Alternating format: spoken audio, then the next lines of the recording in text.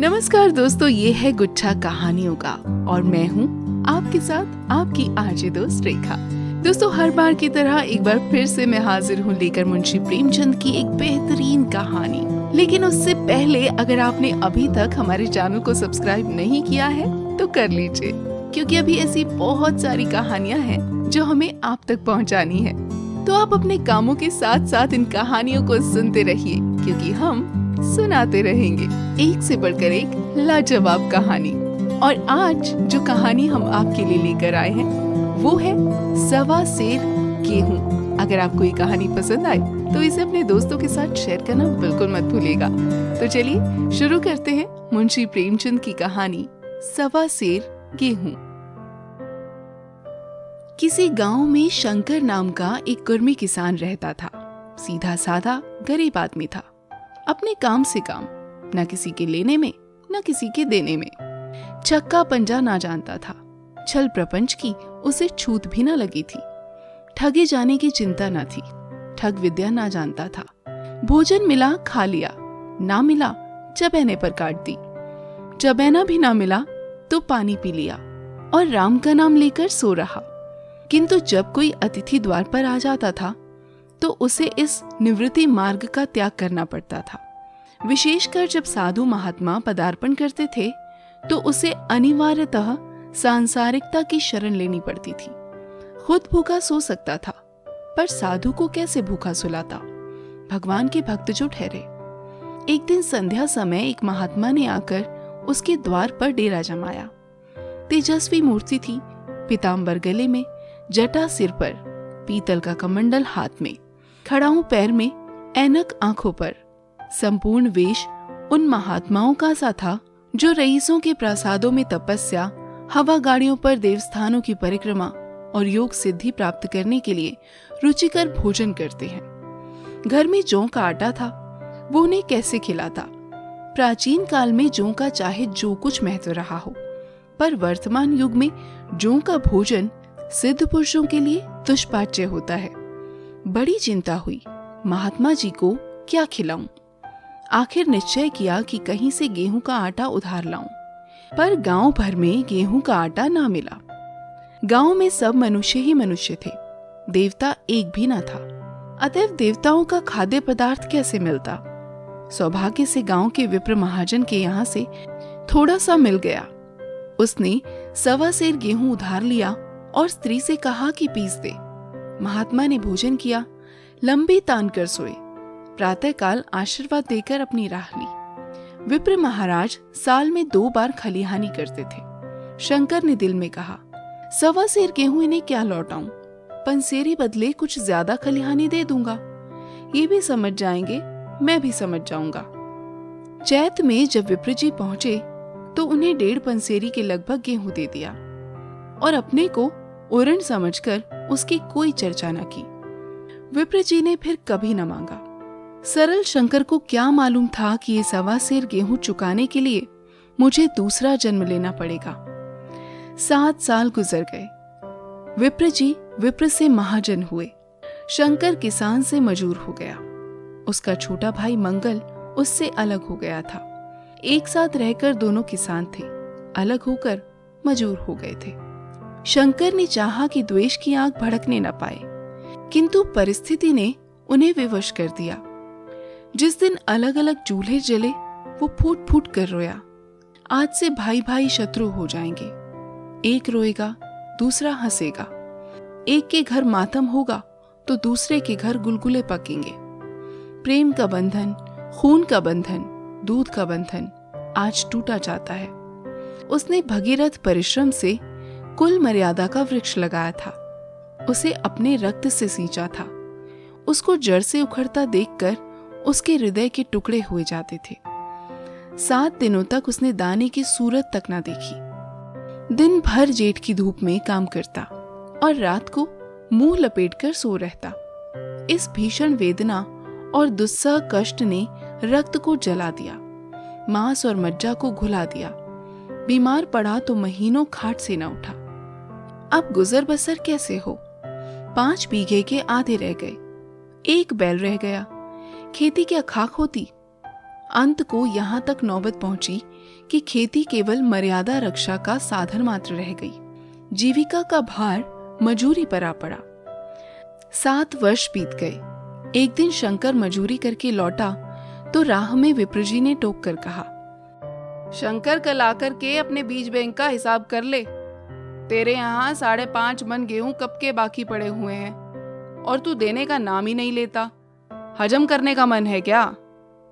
शंकर ने चकित होकर कहा, मैंने तुमसे कब गेहूं लिए थे जो 5.5 मन हो गए?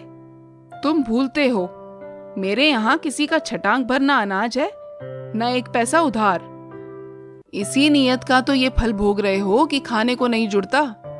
ये कहकर विप्र जी ने उस 1.25 सेर गेहूं का जिक्र किया जो आज के 7 वर्ष पहले शंकर को दिए थे। शंकर सुनकर अवाक रह गया। ईश्वर, मैंने इन्हें कितनी बार खलिहानी दी, इन्होंने मेरा कौन सा काम किया? जब पोथी पत्रा देखने, साइद सगुन विचारने द्वार पर आते थे, कुछ ना कुछ दक्षिणा ले ही जाते थे। इतना स्वार्थ! 1.25 सेर अनाज को अंडे की भांति सेकर आज ये पिशाच खड़ा कर दिया जो मुझे निगल जाएगा। इतने दिनों में एक बार भी कह देते तो मैं गेहूं तौलकर दे देता। क्या इसी नियत से चुप साधे बैठे रहे? महाराज, नाम लेकर तो मैंने उतना अनाज नहीं दिया, पर कई बार खलिहानों में सेर 2-2 सेर दिया है। अब आप आज 5.5 मन मांगते हैं, मैं कहां से दूंगा? विप्र ने कहा, लेखा जो बख्शीस 100। तुमने जो कुछ दिया होगा उसका कोई हिसाब नहीं। चाहे 1 की जगह 4 पसेरी दे दो। तुम्हारे नाम बही में 5.5 मन लिखा हुआ है, जिससे चाहे हिसाब लगवा लो।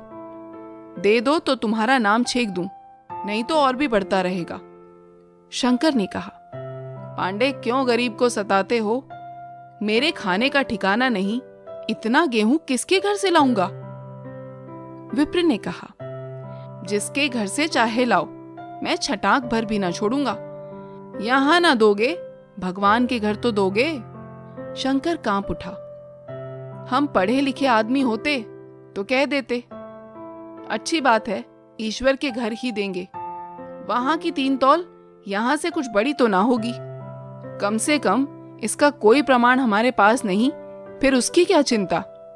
किंतु शंकर इतना तार्किक, इतना व्यवहार चतुर ना था। एक तो ऋण, वो भी ब्राह्मण का। बही में नाम रह गया तो सीधे नरक में जाऊंगा। इस ख्याल से ही उसे रोमांच हो गया। बोला, महाराज, तुम्हारा जितना होगा यही दूंगा। ईश्वर के यहां क्यों दूं? इस जन्म में तो ठोकर खा ही रहा हूं, उस जन्म के लिए क्यों कांटे बोऊं? मगर ये कोई नियाव नहीं है। तुमने राई का पर्वत बना दिया। ब्राह्मण होके तुम्हें ऐसा नहीं करना चाहिए था। उसी घड़ी तगादा करके ले लिया होता तो आज मेरे सिर पर इतना बड़ा बोझ क्यों पड़ता? मैं तो दे दूंगा, लेकिन तुम्हें भगवान के यहां जवाब देना पड़ेगा। विप्र ने कहा, वहां का डर तुम्हें होगा, मुझे क्यों होने लगा? वहां तो सब अपने ही भाई बंधु हैं। ऋषि मुनि सब तो ब्राह्मण ही हैं। देवता ब्राह्मण हैं। जो कुछ बने बिगड़ेगी संभाल लेंगे। तो कब देते हो? शंकर ने कहा, मेरे पास रखा तो है नहीं, किसी से मांग जांच कर लाऊंगा तभी ना दूंगा। विप्र ने कहा, मैं ये ना मानूंगा। 7 साल हो गए, अब 1 दिन का भी मुलाइजा ना करूंगा। गेहूं नहीं दे सकते तो दस्तावेज लिख दो। शंकर ने कहा, मुझे तो देना है, चाहे गेहूं लो चाहे दस्तावेज लिखाओ। किस हिसाब से दाम रखोगे? विप्र ने कहा, बाजार भाव 5 सेर का है, तुम्हें 5.25 सेर का काट दूंगा। शंकर ने कहा, जब दे ही रहा हूं तो बाजार भाव काटूंगा, पाव भर छुड़ाकर क्यों दोषी बनूं? हिसाब लगाया तो गेहूं के दाम 60 हुए। 60 का दस्तावेज लिखा गया, 3 सैकड़े सूद। साल भर में ना देने पर सूद की दर 2.5 रुपए सैकड़े। 8 आने का स्टाम्प, 4 आने दस्तावेज की तहरीर शंकर को ऊपर से देनी पड़ी। गांव भर ने विप्र जी की निंदा की, लेकिन मुंह पर नहीं। महाजन से सभी का काम पड़ता है, उसके मुंह कौन आए? शंकर ने साल भर तक कठिन तपस्या की, मियाद के पहले रुपए अदा करने का उसने व्रत सा कर लिया। दोपहर को पहले भी चूल्हा न जलता था, चबैने पर बसर होती थी। अब वो भी बंद हुआ। केवल लड़के के लिए रात को रोटियां रख दी जाती। पैसे रोज का तंबाकू पी जाता था। यही एक व्यसन था जिसका वो कभी न त्याग कर सका था। अब वो व्यसन भी इस कठिन व्रत की भेंट हो गया। उसने चिलम पटक दी, हुक्का तोड़ दिया और तंबाकू की हांडी चूर चूर कर डाली। कपड़े पहले भी त्याग की चरम सीमा तक पहुंच चुके थे। अब वो प्रकृति की न्यूनतम रेखाओं में आबद्ध हो गए। शिशिर की अस्थि बेदक शीत को उसने आग ताप कर काट दिया। इस ध्रुव संकल्प का फल आशा से बढ़कर निकला। साल के अंत में उसके पास 60 रुपए जमा हो गए। उसने समझा, पंडित जी को इतने रुपए दे दूंगा और कहूंगा, महाराज बाकी रुपए भी जल्दी ही आपके सामने हाजिर करूंगा। 15 रुपए की तो और बात है, क्या पंडित जी इतना भी न मानेंगे? उसने रुपए लिए और ले जाकर पंडित जी के चरण कमलों पर अर्पण कर दिए। पंडित जी ने विस्मित होकर पूछा, किसी से उधार लिए क्या? शंकर ने कहा, नहीं महाराज, आपके असीस से अब की मजूरी अच्छी मिली। विप्र ने कहा, लेकिन ये तो 60 रुपए ही हैं। शंकर ने कहा, हाँ महाराज, इतने अभी ले लीजिए, बाकी मैं 2-3 महीने में दे दूंगा। मुझे उरिन कर दीजिए। विप्र ने कहा, उरिन तो जब ही होंगे जबकि मेरी कौड़ी कौड़ी चुका दोगे।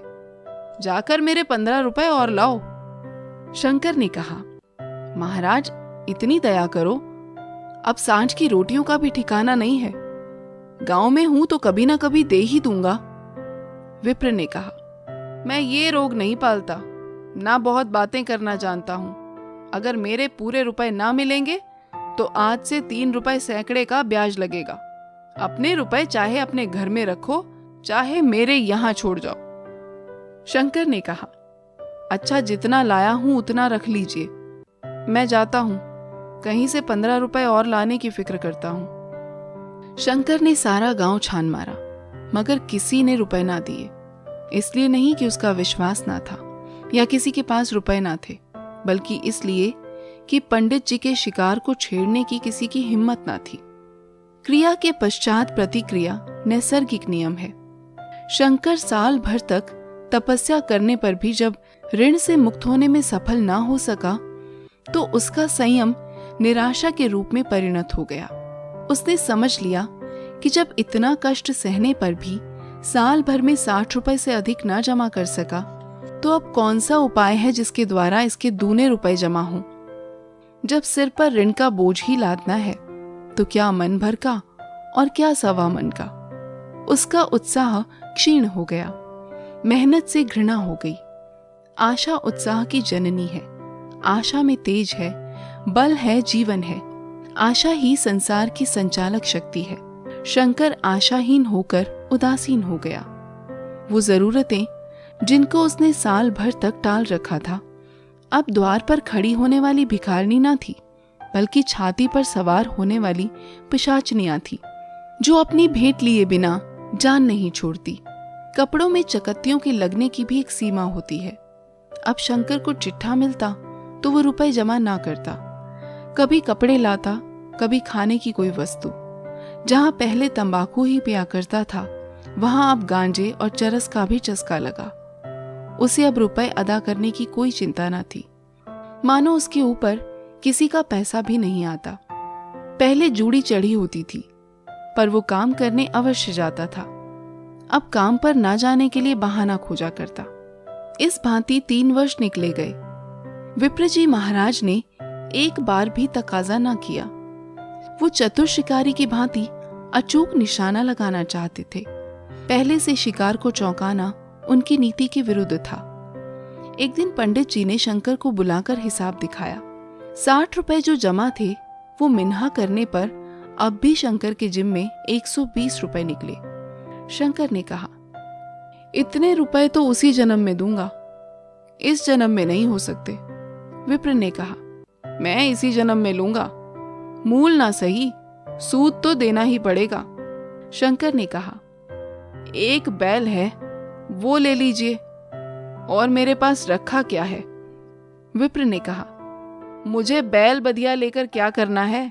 मुझे देने को तुम्हारे पास बहुत कुछ है। शंकर ने कहा, और क्या है महाराज? विप्र ने कहा, कुछ है, तुम तो हो। आखिर तुम भी कहीं मजूरी करने जाते ही हो। मुझे भी खेती के लिए मजूर रखना ही पड़ता है। सूद में तुम हमारे यहाँ काम किया करो, जब सुबीता हो मूल को दे देना। सच तो यूं है कि अब तुम किसी दूसरी जगह काम करने नहीं जा सकते जब तक मेरे रुपए नहीं चुका दो। तुम्हारे पास कोई जायदाद नहीं है। इतनी बड़ी गठरी मैं किस एतबार पर छोड़ दूं? कौन उसका जिम्मा लेगा कि तुम मुझे महीने महीने सूद देते जाओगे? और कहीं कमा कर जब तुम मुझे सूद भी नहीं दे सकते तो मूल की कौन कहे? शंकर ने कहा, महाराज, सूद में तो मैं काम करूंगा, और खाऊंगा क्या? विप्र ने कहा, तुम्हारी घरवाली है, लड़के हैं, क्या वे हाथ पांव कटा के बैठेंगे? रहा मैं, तुम्हें आज से जौ रोज कलेवा के लिए दे दिया करूंगा। ओढ़ने को साल में एक कंबल पा जाओगे, एक मिर्जई भी बनवा दिया करूंगा। और क्या चाहिए? ये सच है कि और लोग तुम्हें 6 आने देते हैं, लेकिन मुझे ऐसी गरज नहीं है। मैं तो तुम्हें रुपए भरने के लिए रखता हूं। शंकर ने कुछ देर तक गहरी चिंता में पड़े रहने के बाद कहा, महाराज, ये तो जन्म भर की गुलामी हुई। विप्र ने कहा, गुलामी समझो चाहे मजूरी समझो, मैं अपने रुपए भराए बिना तुमको कभी ना छोड़ूंगा। तुम भागोगे तो तुम्हारा लड़का भरेगा। हाँ, जब कोई ना रहेगा तब की बात दूसरी है। इस निर्णय की कहीं अपील न थी। मजूर की जमानत कौन करता? कहीं शरण न थी। भागकर कहाँ जाता? दूसरे दिन उसने विप्र जी के यहाँ काम करना शुरू कर दिया। 1.25 सेर गेहूं की बदौलत उम्र भर के लिए गुलामी की बेड़ी पैरों में डालनी पड़ी। उस अभागे को अगर किसी विचार से संतोष होता था तो ये था कि वो मेरे पूर्व जन्म का संस्कार है। स्त्री को वे काम करने पड़ते थे जो उसने कभी न किए थे। बच्चे दानों को तरसते थे, लेकिन शंकर चुपचाप देखने के सिवा और कुछ न कर सकता था। वो गेहूं के दाने किसी देवता के शाप की भांति आजीवन उसके सिर से न उतरे। शंकर ने विप्र जी के यहाँ 20 वर्ष तक गुलामी करने के बाद इस दुस्सार संसार से प्रस्थान किया। 120 अभी तक उसके लिए सवार थे। पंडित जी ने उस गरीब को ईश्वर के दरबार में कष्ट देना उचित न समझा। इतने अन्यायी, इतने निर्दयी न थे। उसके जवान बेटे की गर्दन पकड़ी। आज तक ये विप्र जी के यहाँ काम करता है। उसका उद्धार कब होगा? होगा भी या नहीं, ईश्वर ही जाने। पाठक इस वृतांत को कपोल कल्पित न समझिए। ये सत्य घटना है। ऐसे शंकरों और ऐसे विप्रों से दुनिया खाली नहीं है। दोस्तों, आप सुन रहे थे मुंशी प्रेमचंद की कहानी 1.25 सेर गेहूं। अगर आपको ये कहानी अच्छी लगी तो इसे अभी अपने दोस्तों के साथ शेयर करना बिल्कुल मत भूलिएगा। और हाँ, आपने हमारा चैनल तो सब्सक्राइब कर ही लिया है, तो अगली बार हम फिर से मिलेंगे आपसे एक और नई कहानी के साथ। तब तक के लिए खुश रहिए, खुशहाल रहिए, यूं ही अपना ख्याल रखते रहिए। तो मिलते हैं फिर अगली कहानी के साथ। Bye bye.